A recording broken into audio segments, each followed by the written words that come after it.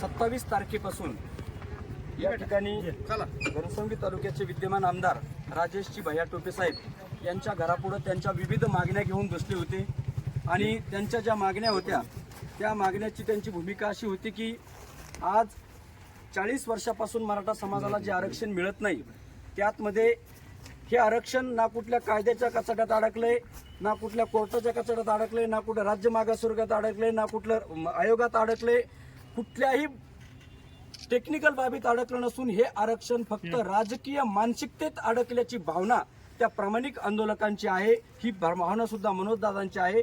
तर या राजकीय मानसिकता 40 वर्षापासून तयार होत नाहीत आणि म्हणून इथले राज्यकर्ते सरकार दरबारी असलेले, आज विरोधातले असलेले, उद्या सत्तेत असलेले सर्व पक्षीय ही राज्यकर्ती मानसिकता तयार होत नाही म्हणून मराठा आरक्षण रखडलेले अशी जनसामान्याची भावना आज महाराष्ट्रभर पसरलेली आहे। आणि म्हणून त्या अनुषंगाने विविध ठिकाणी प्रत्येकाला वाटतं की ज्यांनी सत्तेत आहेत, जे विरोधात आहेत, या सर्व पक्षीय लोकांनी आमच्या बाबतीतली आमची प्रामाणिक भूमिका घ्यावी या भावनेतून आज मराठा समाज वेगवेगळ्या ठिकाणी वेगवेगळ्या प्रकारचे आंदोलन करत आहेत।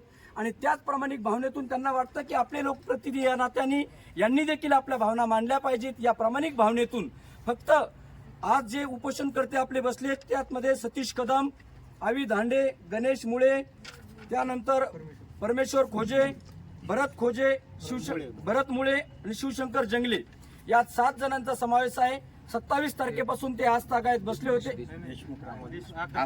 आकाश देशमुख उंबे हे सुद्धा त्यामध्ये आहेत मंगरुळचे। अशा बांधवांचा समावेश होता।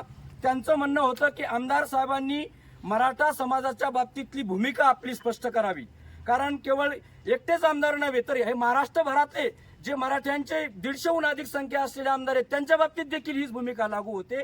त्या सगळ्यांना सुद्धा आम्हाला सांगणे की बाबांनो, तुम्ही मराठा समाजाचे इतके वर्ष मतं खाता, इतके वर्ष मराठा समाज तुम्हाला निवडून देतो, तर तुमचं देखील काम आहे। आमच्या जीवानीशी बसलेला माणूस आहे, राजरोसपणे आत्महत्या आमच्या घडत आहेत, तर तुमचं सुद्धा काम आहे बाबांनो की आमच्या प्रामाणिक आमच्या मताशी आम्ही आज पोट तिडकीनं इतकं बोलतोय, तळमळीनं बोलतोय, जीव द्यायला तयार आहेत, तर तुम्ही आमच्या मतावर निवडून आलाय। तुमच्या आज लाखो करोडच्या प्रॉपर्ट्या झाल्या। सगळ्या आमदारांसाठी सांगतोय, तुम्ही सुद्धा आमच्या या प्रश्नाला तुमचा प्रश्न समजा आणि तुम्ही या प्रश्नासाठी तुम्ही सुद्धा तुमच्या भूमिका जाहीर करा। इतकीच रास्त मागणी आम्ही करण्यासाठी दारोदार बसलेलो आहोत आणि हे आंदोलक देखील त्याच मागणीसाठी बसले आहेत। त्यांची जी मागणी होती की तुम्ही मराठ्यांना, जी मनोजदादाची मागणी आहे की सरसगट मराठ्यांचा ओबीसी मध्ये समावेश, कुणबी प्रमाणपत्र देऊन 50% आतील ओबीसी मध्ये 50% आतील आरक्षण त्यांना द्यावं आणि त्यांचा ओबीसी मध्ये समावेश करावा।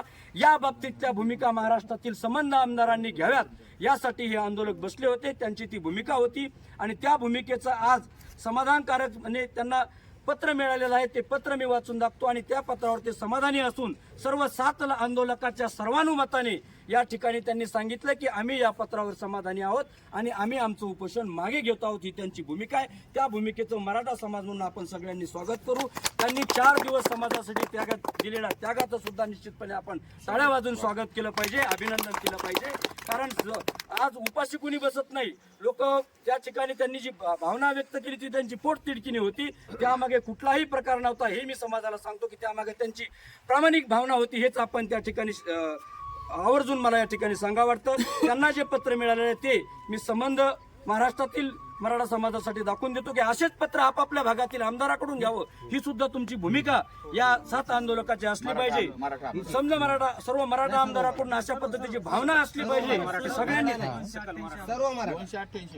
सर्व आमदारांनी भूमिका द्याव्यात आणि मराठा समाजातल्या विशेष द्याव्यात की ज्यांनी आपल्यावर त्यांचा जास्त अधिकार बनतो की ते आपल्या जातीचे, त्यांच्यासाठी आपण वेगळं काहीतरी करतो। तर जे पत्र त्यांना मिळालेलं आहे हे पत्र प्रतिमध्ये माननीय श्री रमेशजी बैस, राज्यपाल महाराष्ट्र राज्य मुंबई आणि त्याचबरोबर ते उपमुख्यमंत्री, मुख्यमंत्री, उपमुख्यमंत्री या सर्वांना या 4ही ठिकाणी आमदार साहेब यांच्या लेटर हेड खाली हे विधानसभा अध्यक्ष, विधान परिषद अध्यक्ष या दोघांनाही सगळ्यांना प्रतिलिपीमध्ये जाणार आहे। त्या पत्राचा मजकूर असा आहे, आदरणीय महोदय श्री मनोज जरांगे पाटील यांनी मौजे अंतरवाली, सराटी, तालुका अंबड, जिल्हा जालना येथे सुरू केलेल्या मराठा आरक्षणाच्या उपोषणाच्या महाराष्ट्रातील सकल मराठा समाजाचा पाठिंबा असून हे आंदोलन दिवसेंदिवस उग्र रूप धारण करीत आहे।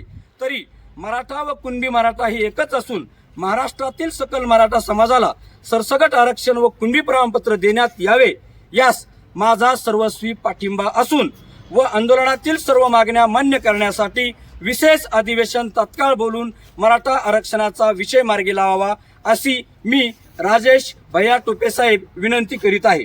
अशा पद्धतीचं त्यांचं हे पत्र त्या आंदोलकांना मिळालं. ते समाधानी आहेत. आंदोलकांच्या या त्यागाबद्दल समाज आपला ऋणी राहील. भैयासाहेबांनी केलेल्या सहकार्याबद्दल आणि आंदोलकाच्या भावना, मराठा समाजाच्या भावना समजून घेतल्या त्याबद्दल त्यांचेही आपण आभारी राहू. आणि समाजाच्या वतीनं त्यांनाही जे जे करता येईल, भैयासाहेबाला पुन्हा कळकळीची विनंती आहे, जे जे तुमच्या परीनं करता येईल, जे जे शक्य आहे ते शेवटच्या टप्प्यात लढा आहे. सर्व मराठा आमदारासाठीची विनंती आहे. बाबांनो, नक्की तुमच्या परीनं जे शक्य होईल टोकाचे प्रयत्न करा अशी भूमिका व्यक्त करतो. थांबतो. जय जिजाऊ जय शिवराय. सर्वांना जय जिजाऊ. की आज गेल्या 25 तारखेला आम्ही आपल्या तालुक्यातील आमदार राजेश भैया टोपे यांना निवेदन दिलं होतं की त्या निवेदनामध्ये विशेष अशी मागणी होती आमची की जी आपली सकल मराठा समाजाच्या वतीनं जी भूमिका आहे ती भूमिका तुम्ही स्पष्ट करावी.